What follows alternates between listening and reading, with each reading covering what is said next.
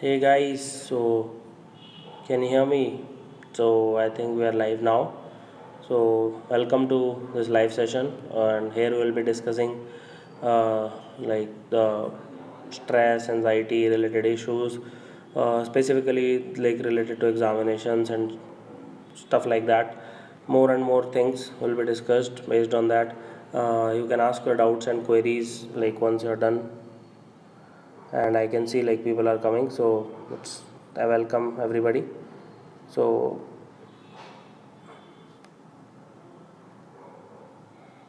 okay, Abhishek Singh, you asked me to call your name. So here we go. So whenever we start with any discussion on stress, anxiety, stuff like that, as a student of psychiatry, as a student of medicine, as a student of psychology, always remember that anxiety or stress it means that it's arousal. Now, arousal per se is not wrong, as proven by Yerkes and Dodson curve. So, I'll show you here. So, as you can see, like this curve, I'll show you. Yeah, this is better. So, as we can see, so this is a plateau graph where on x-axis you have arousal and on y-axis you have performance. And as you can see, it is a curve. It's a bell-shaped curve. So at peak you see as your anxiety increases here, as you can see, like when your anxiety is low here, so your performance is also very low. So as you can see here, the anxiety is low, the performance is low. As your anxiety keeps on increasing, as you can see here, so your highest performance or peak performance is achieved, as you can see here. And as the anxiety again starts to increase, like it keeps on increasing so much that it leads to low performance because you're too anxious.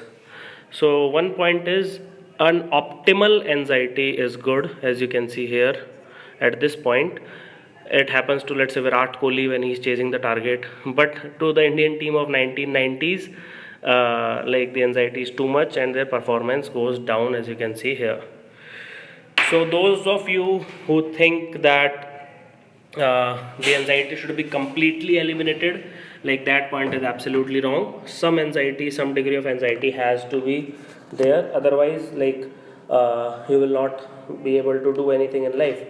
So once that is out of the picture, so now let's talk about how we should, what is the definition of anxiety, and how is it different from fear, and how is it different from stress, and if it is good then how much is good, and if it is bad how much is bad. So for first half an hour you have to like listen to me in this lesson, and then in next half an hour I'll take all your like queries, doubts, etc. So anxiety is basically, it is a psychological issue. It is an emotion. Now anxiety, as I have already spoken, it is a good thing in optimal amount. So it is not a bad thing. Like again, I'm telling you by my medicine background, psychology background, that anxiety is not a disease. It is not a disorder. Just like blood glucose level, optimal level of blood glucose is good. Too less of blood glucose will lead to hypoglycemia and you might faint and you might become unconscious. Too much of blood glucose level will lead to diabetes. Is that clear? Similarly, anxiety is good, otherwise, you will not get up from bed, you will not do anything at all. But too much of anxiety will lead to stress and it will crush your brain, and too little of anxiety will again, you will not do anything at all, you will not feel motivated. So it is an emotion and it is an inner emotion. Inner means like it is subjective. It is not apparent. It's not written कि यहाँ पे आज 12% anxiety है, कल यहाँ पे 74% anxiety है. It's not like that at all. So anxiety is an emotion. Now, how do you know a person is anxious? He does some nervous behavior. Now, what is a nervous behavior? Nervous behavior is, let's say, you are doing this, you are chewing your nails, you are like constantly running to and fro, you are having like digestion issues, you are having this, that, पढ़ाई में मन नहीं लग रहा, बहुत सारी चीज़ें हो रही हैं. So these are all nervous issues, and you are constantly worrying about that thing over and over, over and over. जैसे एक example देते हैं, that your, let's say your son is traveling from Jaipur to Delhi and he is driving the car for the first time. So the mother, till the point he reaches to Delhi, is always anxious. 6 घंटे बाद का event है, but she is always anxious कि यार accident नहीं हो जाए, कोई टायर पंचर नहीं हो जाए, उनको कोई लूट ना ले. So she is always anxious and she can't like do anything properly. She is calling again and again and all that. So, first of all, it is an unpleasant emotion, it's an unpleasant feeling, and it has a danger of a future. How is it different from fear? Fear is usually, let's say आपके सामने शेर आ गया तो आप उसको anxiety नहीं बोलेंगे, उसको फियर बोलेंगे. Why is it called fear? Because fear is like some real threat is there in front of you, or it is at least a perceived threat कि आपको शेर हो सकता है, शैडो में हो. Anxiety is always about a future event. It future can be 1 hour, it can be 1 month, it can be 1 year. For example, you are supposed to give some exam, so it can be 1 year also. So anxiety, as I have already spoken about, it's a subjective thing. Then again, it is different from fear because it is always about a future, future, future, future, future. Anxiety will always lead to like worry and all that, and it usually is generalized. You can't pinpoint कि मेरे को इस चीज़ से anxiety हो रही है. It is not like that, and it is always leads to an overreaction. For example, if you are anxious about World Cup, like okay, then you work a little hard, so that is a good reaction. But overreaction means कि विराट कोहली सोना ही बंद कर दे, बिल्कुल सचिन तेंदुलकर खाना पीना बंद कर दे और बैठ जाए, that is an overreaction. So this is like the basic thing, and obviously you do not get to sleep properly. You have high degree of, now why it is bad, anxiety and stress, why they are bad? Because you can get heart attacks, you can get strokes, you can have like decreased lifespan, you can lead to like muscular problems, digestion issues, focus problems, not able to like have an interpersonal good relationship, your blood pressure might rise, you have breathing issues. What else can go? Your immunity goes low, you are more vulnerable to diseases, you have a lot of dry mouth, you feel numbness, you feel vomiting, you feel nausea, whatnot. So that is why anxiety and stress are in general considered bad. But stress is again, like as I've already spoken, it is, stress is a very like different terms based on what you're talking about. Stress in general, it can mean biological stress, it can mean psychological stress, it can mean physical strain, elastic strain stress, etc. Here we are talking obviously about psychological stress. Stress is like, basically stress is different. Stress means like it is a strain, pressure, that kind of thing. It's again a state of mind.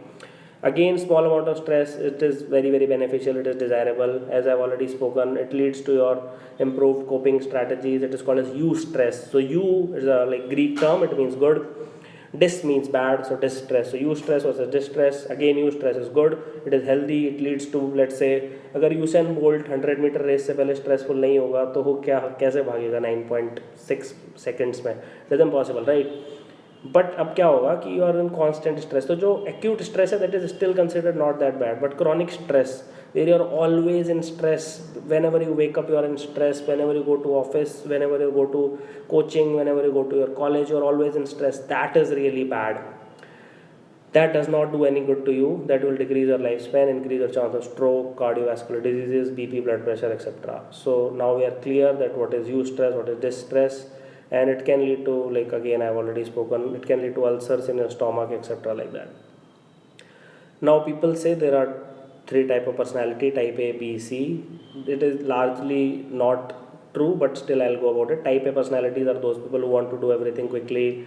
They are anxious, they are always on the top of things, they want to do abhi karo, abhi karo, abhi karo. So they have more chances of stress, anxiety and related cardiovascular disease. Type B are laid back, थोड़ा से lazy, आराम पसंद लोग होते हैं, मेरी तरह, मतलब थोड़ा चिल मारो काम हो जाएगा, टीम के साथ काम करना पसंद करते हैं. And type C are those person who become hopeless and they fall into drug addiction like tobacco, alcohol, and they are more prone to cancer. Although it is not a true theory, but still, like I just wanted to get out of this. Now since we have devoted roughly 9 minutes into the discussion, so now I actually want to like tell you some things about how you can tackle your anxiety and stress. अगर आपने मेरा discussion सुना होगा तो anxiety और stress जो है, by and large जो एनजाइटी एंड स्ट्रेस होती है, that is an anticipation of an event which is about to happen in future. Okay, what do you mean by that, Roman? I mean by it is that there is an event which is happening in future, and either you can do something to control it or prevent it, or you can't do.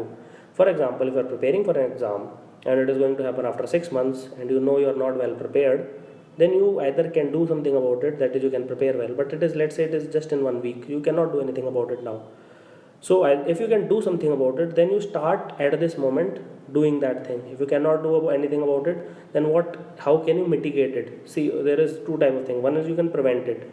For example, what you can prevent, let's say diabetes can be prevented to a large extent, अगर आपको नहीं हुई है तो. If you do regular exercises, if you eat sugar properly, if you lose weight, you can prevent it. However, if you have diabetes, yeah, let's say cyclone आ गया, so you can't prevent it, right? It's already there, but you can mitigate it. Mitigate का मतलब होता है, it's a medical term again, to decrease the impact. That is called as mitigation, to manage it. So आप manage कैसे करोगे, आप present moment पर रहोगे. And how to do that? So like Gautam Buddha told it about 2500 years ago.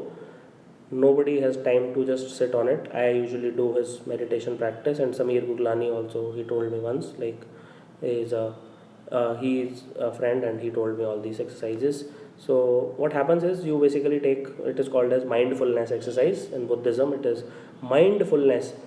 So at any point of time your mind is not calm, it is not composed. अभी भी अगर आप मेरी लाइव स्ट्रीम देख रहे हो, so at this moment 940 people are watching it, but the thing is half of you are not even listening to what I am saying, and another half is like ये कब मुद्दे की बात करेगा.